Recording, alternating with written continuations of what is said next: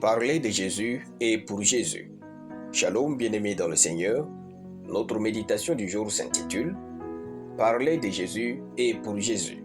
Nous tirons notre texte dans Romains chapitre 1, le verset 16, qui nous dit ceci. Car je n'ai point honte de l'évangile, c'est une puissance de Dieu pour le salut de quiconque croit, du juif premièrement, puis du grec. Gloire à Dieu.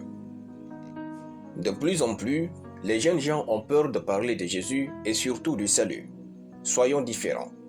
Jésus nous a sauvés en public et aux yeux du monde entier. Pourquoi c'est à notre tour de parler de lui que nous allons avoir honte?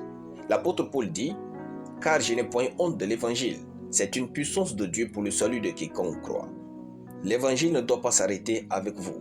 L'évangile qui vous a touché, transformé et changé votre vie ne doit jamais s'arrêter sur vous. Si la personne par qui Dieu vous a sauvé et transformé s'est têtue, vous ne serez pas aussi sauvé et transformé comme vous l'êtes. Partagez l'évangile, Dieu compte sur vous. Les apôtres l'ont fait, les pères de l'Église l'ont fait. C'est comme une course de relais dans un stade.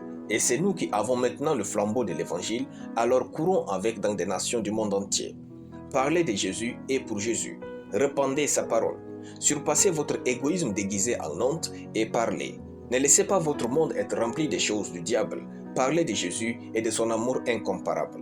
Ne vous cachez pas derrière la prière. Sortez et cherchez des âmes pour Dieu. La Bible dit « Car le Fils de l'homme est venu chercher et sauver ce qui était perdu. » Luc chapitre 19, le verset 10. Jésus a cherché les âmes et nous devons en faire de même. Dieu nous a laissés dans ce monde pour une chose, gagner des âmes. Ne vous défilez pas. Participez à l'expansion du royaume de Dieu, gagnez des âmes pour lui. Partagez sa parole avec tous les moyens à votre disposition. Rassurez-vous d'avoir tout fait pour que quelqu'un entende parler de Dieu et reçoive Christ dans sa vie. Réfléchissez et trouvez comment parler de Jésus au monde entier. C'est la raison pour laquelle le pain du ciel est né. Avec le pain du ciel, nous allons remplir ce monde de la parole de Dieu. Joignez-vous à nous et partageons ces méditations avec les autres. Par vous, un inconnu peut entrer au ciel. Alléluia. Nous allons prier. Merci Père pour le privilège de comprendre ta parole et de la propager avec force, joie et plénitude d'esprit dans ma génération, au nom de Jésus-Christ. Amen.